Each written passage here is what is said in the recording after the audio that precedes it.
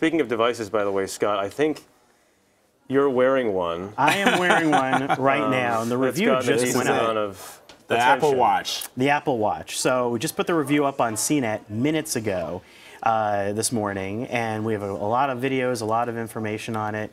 And this doesn't even go on sale until April 24th. But when it does, see, what's interesting is when these devices, when Apple devices go on sale, there's usually huge lines of people waiting to access or buy the device. Not this time. Well, I still think, no, not this time for those lines. Yeah. But you have to book an appointment to try it on. I still feel like there are going to be a lot of people that go out there and do it, maybe to resell it and stuff. There's always that crazy rush. It feels like it's manufactured buzz. Like you make it like a VIP service to make people think it's something. There's been a lot of stuff. Right, surprising. But there's been so many steps, too. We've had 2 separate Apple Watch events. So, going back in the fall and then now. And then you have this 2-week span. So it's a lot of time, so to speak, that they're building up to this watch.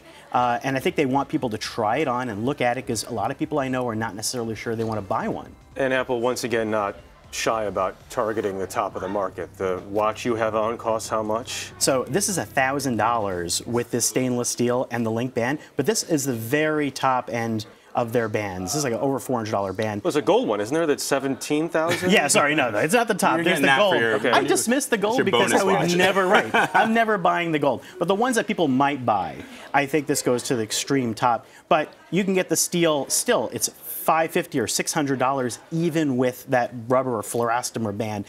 That is a lot of money. You may want to go for the aluminum. Let's show it to the camera. Which camera are we looking at? Sure. So there it is. Camera 1. There it is. That's what, titanium? Is it stainless steel? A strengthened stainless steel, and sapphire on the top here, which is usually only on high-end watches. Really, not very many smartwatches have that, and that's one of the very many smart faces that watch faces that you can pick from. There's an astronomy one where you can look at the Earth and the Moon, and then you can get that app grid over here. So you have to scroll through and pick an app. Those icons are pretty small. The more interesting thing are when you get back to the watch, you slide up for all these little widgets. That's Apple's fitness app, really nicely designed and attractive, kind of like a Nike fuel band or fitness bands. And you can get through to looking at weather, of course, music controls. Yeah, I like it. You need your iPhone, and that's the thing, is that I think a lot of what it's doing is beautiful. I think that the app support looks really great, but it's a lot of things going on. It has a force-sensitive screen, the wheel, this. People figuring out it might take some time, and I'm not a fan of the fact that the battery life is a day. I like to wear a watch for hopefully as long as I can before charging, and I particularly like sleep tracking to wake me up at night if I want to with an alarm in case I'm coming in for a TV appearance. So if you're comparing the battery life to the iPhone 5, I know the 6 Plus has a lot more. Where do you It feels about the length of a phone. So you'll probably be charging it around the time you're charging your phone. Are you okay with that? Now, some people seem fine with that. I would not like to charge quite so many gadgets, and it uses its own It's not Thunderbolt, or is it? No, it uses a magnetic system. It's called inductive charging, similar to, we've seen this on phones and even smartwatches like the Moto 360. This, however, clips on kind of like your MagSafe on your laptop. You just bring that disc close, it gloms right on, very easy to charge. But you have to bring an extra cable now. What does Apple consider a win? They have to have, this thing has to be adopted by a lot of people. What would they consider a win for them? Well, here's the thing. The smartwatch and wearable market, even the top-selling products aren't selling that many. So, if you're selling millions of this, that could look like a really big win. Now, if you're looking at it in terms of like, Apple and a huge product, but I think this is inevitably, it's a new territory. It's an experiment.